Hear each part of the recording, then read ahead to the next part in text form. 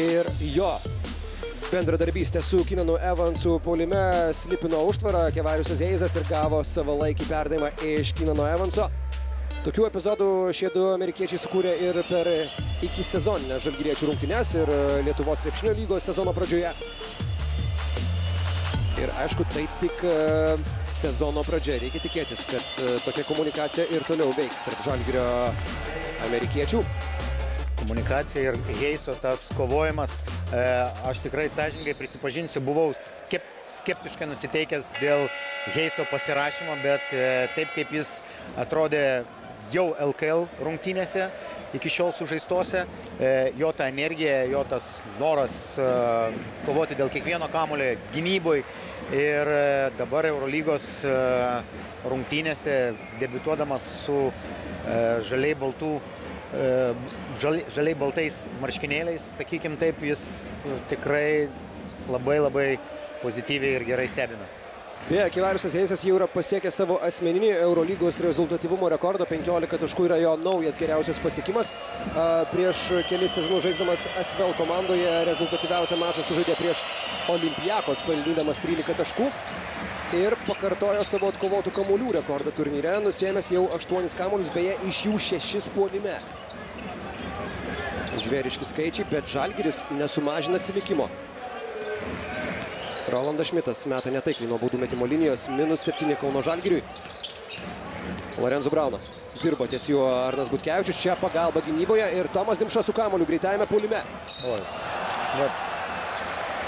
Tikrai gerai, vėl Heiso matėm gynyboje savalaikis toks kamuolio tipinimas, palėtimas ir šitoj situacijoje aš irgi galvoju, kad nebus duodama nesportinė pražanga, nes žaidėjas irgi žaidė į kamuolį. Čia teisėjas matyt klausia, ar treneris nori pasinaudoti trenerio iššūkio taisykle. Prieš tai Odedas Katašas jie naudojosi. Dabar, man atrodo, Kazys Maksvytis sako... Atsisakė, jeigu atsisakė, taip. Ir teisingai padarė. Sako, aš juokavau, šiaip parodžiau. Labai teisingai padarė, nes čia tikrai nebūtų jokių galimybių gauti nesportinę pražangą. Vėjais būtų nušvilptas tas tavo iššūkis, kurį dar turi vieną kišenėje. Vieną kartą tik tai treneriai per rungtynes gali paprašyti teisėjų peržiūrėti epizodus. Lekavičius. Toliau jį laiko aikštėje Kazys Maksvytis. Čia pražanga ir Veidas Bolvinas su jie nesutinka, sakydamas, kad Kevariusas Heizas turėtų būti nubaustas pražanga dėl užtvaros.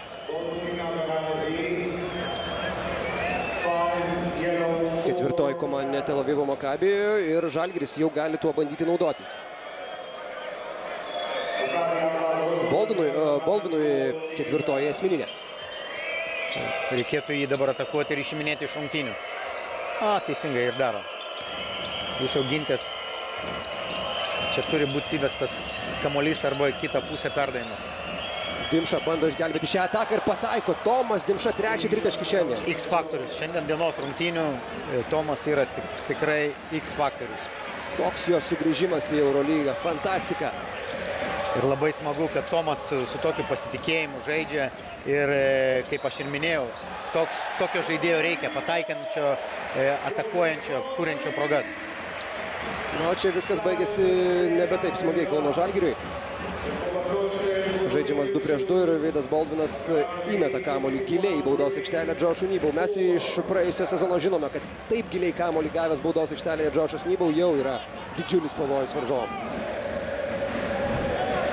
Atrodo, čia priekaištai turbūt Rolandui Šmitui, kuris rotacijoje vėlavo ir jis turėjo surotuoti tą keitimąsi. Tada įvyksta pasikeitimas tarp dviejų didelių ir Heizas būtų perėmęs Rolando Šmito žaidėją. 4 sekundės lieka Maccabi komandai, į baudos aikštelę siunčiamas kamuolys, Bonzi Kolsonas turės mesti tokį metimą ir gerai, kad jo nepataiko Bonzi Kolsonas. Praėjusį sezoną jis keletą tokių metimų ir lemiamų metimų pataikė tiek Turkijos čempionate, tiek žaidžiant čempionų lygoje. Taip, Izmiro Karšijakos klubo lyderis jis buvo. Dimša kiek suabejoja, meta, galbūt ir tos abejonės nereikėjo, bet Rolandas Šmitas tvarko reikalus. Tvarko reikalus, 3 minutės ir tik 4 taškai. Žalgiris yra rungtynėse. Dabar be klaidų sužaisti gynyboje ir toliau organizuoti puolimą. Va, atsitvėrė, viskas, kontrolė rungtynių, galima sakyti, gali būti ir Žalgirio rankose. Ir ta matematika veikia šiandien, kurią pasirinko Žalgiris, rizikuoti nuo Poitreso, nuo Nybovo, akivaizdu, kad reikia tą daryti. Lekavičius. Taip. Čia pražanga. Taip, tai buvo pirmas perdavimas, gal jis netgi pavėluotas, gal jis vadinamas toks low pass. Jis turėtų eiti toks tiesus perdavimas, ne toks ilga neužmetimas. Taip, tada nesuspėtų gynybą surotuoti, bet tai yra turbūt bene pirmą kartą, kada sužaista susikeitus gynyboje. Taip, Kolsonas atėjo į pagalbą, bet tie perdavimai ir perdavimų kokybė turėtų truputį būti geresnė ir po krepšių išnaudojamas žaidėjas turėtų būti efektyviau. Taip, ir vėlgi, Kevariusas Heisas šiose rungtynėse, ką ir paminėjo Rolandai, gyveno iš tų pakartotų netaiklių komandos draugų metimų, antrųjų šansų. Dabar jis gauna progą rinkti taškus nuo baudų metimo linijos po pražangos prieš jį, bet... Prieš tai buvo 4 iš 4, man atrodo, pataikęs, jeigu neklystu. Ne, atsiprašau. Vieną buvo pataikęs. Vieną pataikęs, Evansas, taip, sorry. Reabilituojasi Kevariusas Heisas, mesdamas antrą metimą ir sumažina atsilikimą iki 3 taškų. Ulanovas aikštėje. 5 numerių vidurio puolėjo turbūt dabar žais Rolandas Šmitas. Rolandas Šmitas, taip. Ules lenkasi į 4 numerio poziciją. Arnas Butkevičius turėtų būti 3 numeris. Tomas Dimša žais atakuojančių gynėjų. Lukas Lekavičius į žaidėjų. Žerelas Martinas, veidų krepšį. Visai nebloga gynyba žalgiriečių. Čia jau super sudėtingas metimas. Tvert kamuolį, taip. Žalgiris išgyvena dar vieną labai svarbią šių rungtynių ataką, kurią organizavo prie Žalgirio krepšio Maccabi. Lekavičius. Pražanga metimo metu, be jokios abejonės, 2 baudų metimai. Čia dar tokį įdomų sprendimą norėjo priimti teisėjas, kuris stovėjo už galinės linijas. Tokį judesį padarė lyg puolime pražanga, bet matau, kad pagrindinis rungtynių teisėjas parodė, kad kylantis kamuolys, kad pražanga turėtų būti besiginančiam žaidėjui. Ir Lukas turėtų stoti prie baudų metimo linijos. Ne, kamuolys tikrai dar tik kilo. Kazys bando apeliuoti dėl įskaitomų metimų, kad po švilpuko negali būti liečiamas kamuolys. Jis negali būti liečiamas kamuolys, kai jis jau leidžiasi po švilpuko link krepšio. Bet čia buvo kylantis kamuolys ir aš galvoju, kad tikrai... Išsiėmė save iš rungtynių Veidas Boldinas. Tikrai teisėjai nepakeis sprendimo. Mano tokia nuomonė. Čia trenerių iššūkio taisyklė, matyt, naudosis Kazys Maksvytis. Taip ir yra. Pažiūrėkit, teisėjas rodo puolime baudą. Įdomus sprendimas. Kurioje vietoje galėjo Lukas Lekavičius gauti puolime pražangą. Bet taip plastiškai pasitaisė. Užsimojo ranką, bet pakėlė į viršų. Nes rungtynių teisėjas iš karto parodė pražangą ir judesys buvo, kad kamuolys kylantis. Gal tokia stilistika teisėjo vedžia, kaip jis tada plastiškai pakėlė į viršų ranką. Čia dar kartelį žiūrima, ar kamuolys leidosi, bet tikrai, ką ir sakai, Rolandai, jis nesileido į krepšį. Čia labai mes norėtume tų 2 taškų į žaidimo, bet jų veikiausiai ir nebus. Labai gerai Lukas pagavo, ta pražanga buvo netgi dar anksčiau ir man tikrai keista, kaip galėjo teisėjui kilti net mintis fiksuoti pražangą puolime. Veidas Boldinas turėjo problemų dėl pražangų per pirmuosius 2 kėlinius, surinkęs tik 3 taškus, žaidęs tik kiek daugiau nei 8 minutės, išsiėmė save iš rungtynių. Antroje mačo pusėje jis buvo super reikalingas Maccabi komandai su 12 taškų. Taip, ką ir minėjau, kamuolys kylantis, teisėjas aiškiai parodė, kad taškai negali būti įskaitomi ir 2 baudos metimai. Kazys Maksvytis pirmą kartą karjeroje pasinaudojo šitą taisyklę, nes grįžo į Eurolygą tada, kada tokia taisyklė egzistuoja. Bet galima pagirti, kad stengiasi. Rungtynės eina į pabaigą ir kodėlgi nepabandžius. Todėl. Veidas Boldinas 15 taškų, 12 naudingumo balų, 12 metimų į žaidimo, 6 pataikyti, tokia jo statistika, 5 pražangos, 1 išprovokuota pražanga ir dar 2 rezultatyvūs perdavimai, 2 atkovoti kamuoliai ir 3 prarasti kamuoliai. Jeigu pirma mačo dalis buvo super nesėkminga Veidui Baldvinui, antroje jis tempė komandą į priekį, ypač to labai sėkmingo trečio kėlinio metu. O dabar tik vienas taškas tarp komandų, 2 minutės. Lorenzo Braunas.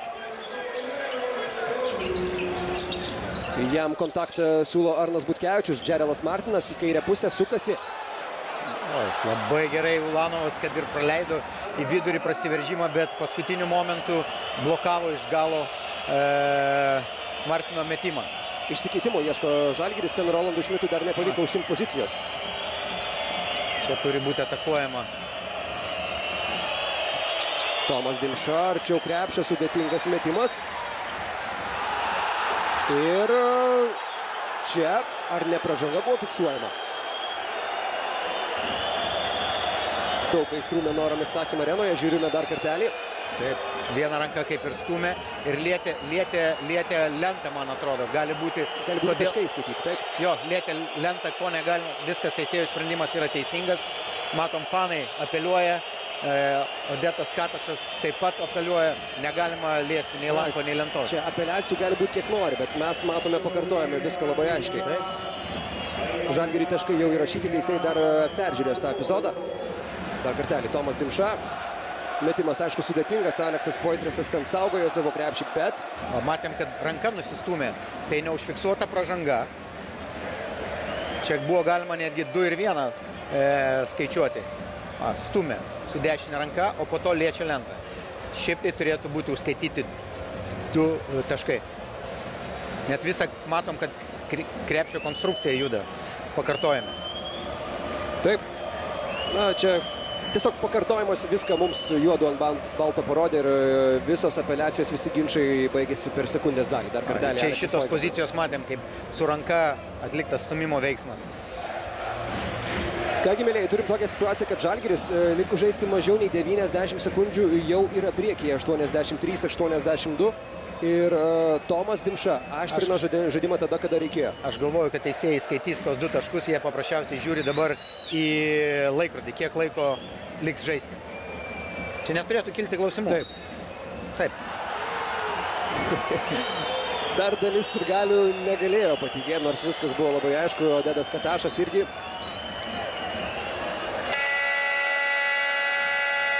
Minėjau, kažkada savo profesionalo karjeroje Izraelio karaliumi jis buvo vadintas laikotarpyje, kada Makabi nepretendavo patekti į finalo ketvertus, bet jis buvo jos lyderiu, paskui persikėlė į Atėnų Panathinaikos. Labai išmintingas, su labai dideliu krepšinio IQ žaidėjas buvo ir tiek puikiai žaidė ir Makabi, ir kitose Izraelio komandose, ir už rinktinę. Taip ir buvo rezultatyviausias 97 metų Europos čempionato žaidėjas ir baigė karjerą 26 metų. Lorenzo Braunas. 8 sekundės. Čia Aleksas Poitresas veidui po perdavimo baudos aikštelėje su kontaktu. Gerai, kad iš žaidimo taškų nepelno. Gan neblogai surotavo gynyboje Edgaras Ulanovas. Galėjo tik truputį aukščiau pasitikti. 1 metru, sakykime taip. Tada būtų dar didesnė tikimybė, kad nebūtų užfiksuota pražanga.